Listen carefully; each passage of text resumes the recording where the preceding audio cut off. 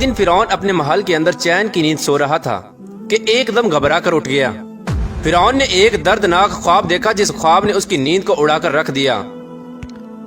اس ہیبت ناک خواب کو دیکھنے کے بعد فرعون نے کل اپنے دربار کے اندر تمام نجومیوں کو اکٹھا کیا اور اپنے خواب کی تعبیر معلوم کرنے کا کہا۔ فرعون نے نجومیوں کو بتایا کہ اس نے یہ خواب دیکھا ہے کہ بیت المقدس سے ایک آگ ظاہر ہوئی ہے جس نے تمام قبطیوں کو جلا کر راکھ کر دیا، جبکہ بنی اسرائیل کے مسلمانوں کو کچھ بھی نہ کہا۔ چنانچہ اس وقت تمام نجومیوں نے اپنے علم کا استعمال کیا اور اس خواب کی تعبیر نکالی، اور نجومیوں نے فرعون کو خواب کی یہ تعبیر بتائی کہ بنی اسرائیل میں ایک ایسا بچہ پیدا ہوگا جو تمہاری سلطنت کو تباہ و برباد کر دے گا اور خود تمہاری سلطنت پر قابض ہو جائے گا۔ چنانچہ فرعون نے اس خواب کی تعبیر سن کر اپنی سلطنت کے چھن جانے کے خوف سے قبطیوں کو یہ حکم جاری کیا کہ بنی اسرائیل کے ہر گھر کی نگرانی کی جائے اور جس گھر میں بھی بچہ پیدا ہو اس کو قتل کر دیا جائے، اور بنی اسرائیل کے مردوں کو روک دیا جائے کہ وہ اپنی عورتوں کے بالکل بھی قریب نہ جائیں۔ چنانچہ اس طرح فرعون کا حکم پاتے ہی بنی اسرائیل کے ہر گھر کی نگرانی ہونے لگی، اور بنی اسرائیل کے مسلمانوں کے گھر میں جو بھی بچہ پیدا ہوتا اس کو قتل کر دیا جاتا۔ لیکن اللہ تبارک و تعالیٰ کی تقدیر میں جو کچھ لکھا تھا وہ ہو کر ہی رہنا تھا۔ اسی قتل و غارت کے دوران اللہ تبارک و تعالیٰ کی قدرت سے 2 بچے ایسے پیدا ہوئے جو اس قتل و غارت سے بچ گئے، اور اللہ تبارک و تعالیٰ کی قدرت یہ کہ ایک بچہ فرعون کے گھر میں پرورش پانے لگا،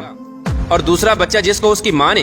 قتل کے ڈر سے ایک دور پہاڑ کے اندر چھوڑ دیا تھا، اس کی پرورش کے لیے اللہ تبارک و تعالیٰ نے اپنے سب سے مقرب فرشتے حضرت جبرائیل علیہ السلام کی ڈیوٹی لگائی۔ چنانچہ حضرت جبرائیل علیہ السلام روز اس بچے کے پاس آتے اور اس کے منہ میں اپنی انگلی داخل کرتے۔ اس انگلی کی وجہ سے اس بچے کو خوراک اور دودھ ملتا، جس کی وجہ سے اس بچے کی نشو و نما ہونے لگی۔ چنانچہ وقت اسی طرح گزرتا گیا اور وہ دونوں بچے جوان ہو گئے۔ اتفاق سے دونوں بچوں کا نام موسیٰ تھا۔ لیکن اللہ تبارک و تعالیٰ کی قدرت یہ کہ جو بچہ فرعون کے گھر میں پرورش پایا وہ بڑا ہو کر اللہ تبارک و تعالیٰ کا مقرب نبی حضرت موسیٰ علیہ السلام بنے، اور جس بچے کی پرورش اللہ تبارک و تعالیٰ کے سب سے مقرب فرشتے حضرت جبرائیل علیہ السلام نے کی تھی وہ بڑا ہو کر بدبخت سامری جادوگر بنا۔ پیارے دوستو، ادھر جب فرعون کا ظلم و ستم حد سے بڑھنے لگا تو اللہ تبارک و تعالیٰ نے اپنے پیارے نبی حضرت موسیٰ علیہ السلام کو یہ حکم جاری کیا کہ وہ اپنی قوم کو لے کر مصر سے روانہ ہو جائیں، اور اللہ تبارک و تعالیٰ فرعون پر دردناک عذاب نازل فرمانے والا ہے۔ چنانچہ حضرت موسیٰ علیہ السلام اللہ تبارک و تعالیٰ کے اس حکم کی تکمیل کرتے ہوئے اپنی قوم کو لے کر مصر سے روانہ ہو گئے۔ چنانچہ جب حضرت موسیٰ علیہ السلام اور باقی تمام مسلمان دریائے نیل کے قریب پہنچے تو ادھر فرعون کو یہ خبر ملی کہ حضرت موسیٰ علیہ السلام اور اس کی قوم مصر کو چھوڑ کر جا رہے ہیں۔ یہ خبر سنتے ہی فرعون نے اپنے لشکر کو تیار کیا اور اپنے لشکر کو یہ حکم دے دیا کہ بنی اسرائیل کے تمام مسلمانوں کو اور حضرت موسیٰ علیہ السلام کو قتل کر دیا جائے۔ چنانچہ فرعون کا لشکر حضرت موسیٰ علیہ السلام کے لشکر کا تعاقب کرتے ہوئے ان کے پیچھے چل پڑا۔ ادھر جب حضرت موسیٰ علیہ السلام اور بنی اسرائیل کے تمام مسلمان دریائے نیل کے کنارے پہنچ گئے تو حضرت موسیٰ علیہ السلام نے اللہ تبارک و تعالیٰ کی بارگاہ میں دعا کی اور دریائے نیل کے اندر سے رستہ طلب کیا۔ چنانچہ اس وقت اللہ تبارک و تعالیٰ نے حضرت موسیٰ علیہ السلام سے حکم ارشاد فرمایا کہ اپنے عصا مبارک کو دریائے نیل کے کنارے مارو۔ تو اس وقت حضرت موسیٰ علیہ السلام نے اپنے عصا مبارک کو اللہ تبارک و تعالیٰ کے حکم سے دریائے نیل کے کنارے پر مارا، تو اس وقت دریائے نیل 2 حصوں میں تقسیم ہو گیا اور دریائے نیل کے اندر سے ایک وسیع رستہ بن گیا۔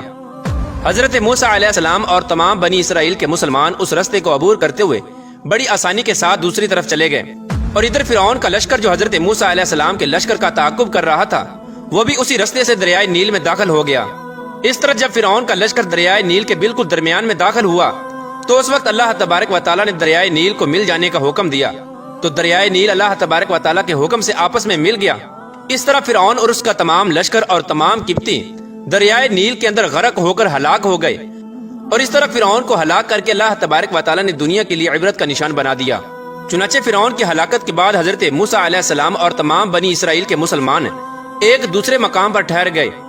کچھ عرصے بعد اللہ تبارک و تعالیٰ نے حضرت موسیٰ علیہ السلام کو یہ حکم دیا کہ وہ اپنی قوم کو لے کر دوبارہ مصر میں واپس چلے جائیں۔ حضرت موسیٰ علیہ السلام اللہ تبارک و تعالیٰ کا یہ حکم پاتے ہی اپنی قوم کو لے کر مصر کی طرف روانہ ہو گئے۔ اللہ تبارک و تعالیٰ نے بنی اسرائیل کے مسلمانوں پر یہ فضل کیا کہ فرعون کے تمام تر محلات اور تمام تر خزانے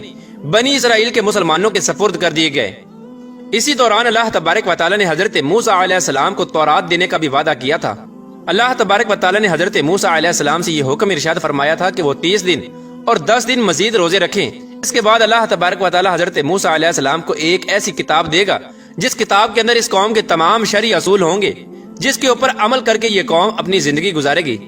اور جس کتاب کے اندر اس قوم کی شریعت ہوگی۔ چنانچہ اس وقت حضرت موسیٰ علیہ السلام نے اپنے بھائی حضرت ہارون علیہ السلام کو قوم بنی اسرائیل پر خلیفہ مقرر کیا،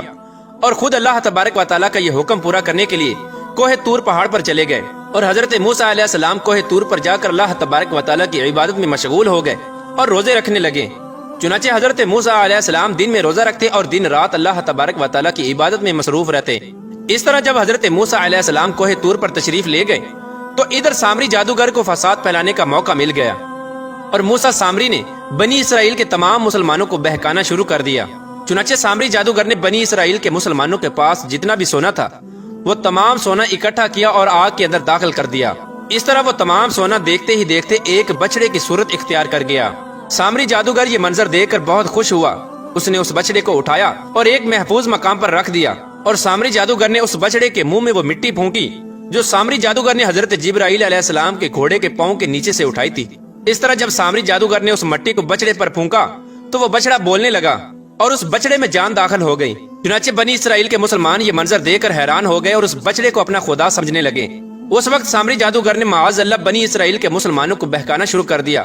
اور بنی اسرائیل کے مسلمانوں سے یہ کہنے لگا کہ حضرت موسیٰ علیہ السلام جس خدا کی تلاش میں گئے ہیں وہ خدا تو ہمارے پاس ہے، اور معاذ اللہ حضرت موسیٰ علیہ السلام وہاں پر ہلاک ہو گئے ہیں۔ چنانچہ سامری جادوگر نے تمام بنی اسرائیل کے مسلمانوں کو اس بچڑے کے سامنے جمع کیا اور اس بچڑے سے پوچھا کہ بتا تو کون ہے؟ تو بچڑے کے اندر سے آواز آئی کہ میں بنی اسرائیل اور موسیٰ کا خدا ہوں۔ چنانچہ یہ منظر دیکھ کر 12,000 بنی اسرائیل کے مسلمانوں کے علاوہ باقی تمام قوم اس بت پرستی اور شرک کے اندر مبتلا ہو گئی، اور اللہ تبارک و تعالیٰ کی وحدانیت کو چھوڑ کر اس بچڑے کی پوجا کرنے لگی اور اس کی عبادت کرنے لگی۔ چنانچہ حضرت ہارون علیہ السلام نے اپنی قوم کو جب اس شرک کے اندر مبتلا دیکھا تو حضرت ہارون علیہ السلام نے اپنی قوم کو اس شرک سے منع کیا۔ حضرت ہارون علیہ السلام نے کہا کہ اللہ تبارک و تعالیٰ ایک ہے، اس کا کوئی شریک نہیں، تم اللہ تبارک و تعالیٰ کو چھوڑ کر اس بچڑے کی عبادت کیوں کرتے ہو؟ اس وقت اس بدبخت قوم نے جو کہ شرک کے اندر مبتلا ہو چکی تھی، انہوں نے حضرت ہارون علیہ السلام کو قتل کرنے کی دھمکی دی۔ چنانچہ حضرت ہارون علیہ السلام اس وقت اس دھمکی کی وجہ سے خاموش ہو گئے۔ چنانچہ ادھر جب حضرت موسیٰ علیہ السلام اللہ تبارک و تعالیٰ کے ساتھ ہم کلام ہو کر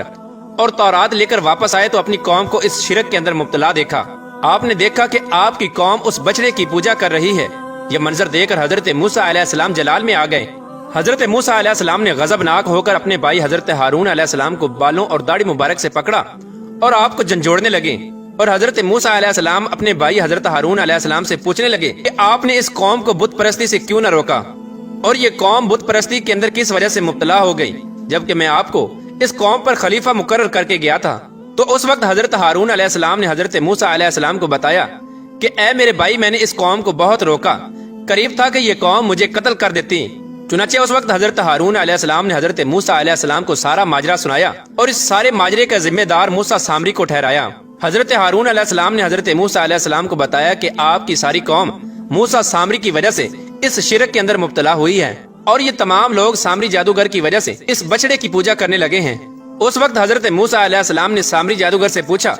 کہ تم نے یہ شرک کیوں کیا؟ تو اس وقت سامری جادوگر حضرت موسیٰ علیہ السلام سے کہنے لگا کہ میں نے یہ شرک اپنے نفس کے ابھارنے کی وجہ سے کیا ہے، اور یہ بچڑا ہی ہمارا رب ہے، ہم اسی کی پوجا کریں گے۔ اس وقت حضرت موسیٰ علیہ السلام نے غضبناک ہو کر موسیٰ سامری کے لیے دردناک بد دعا کی،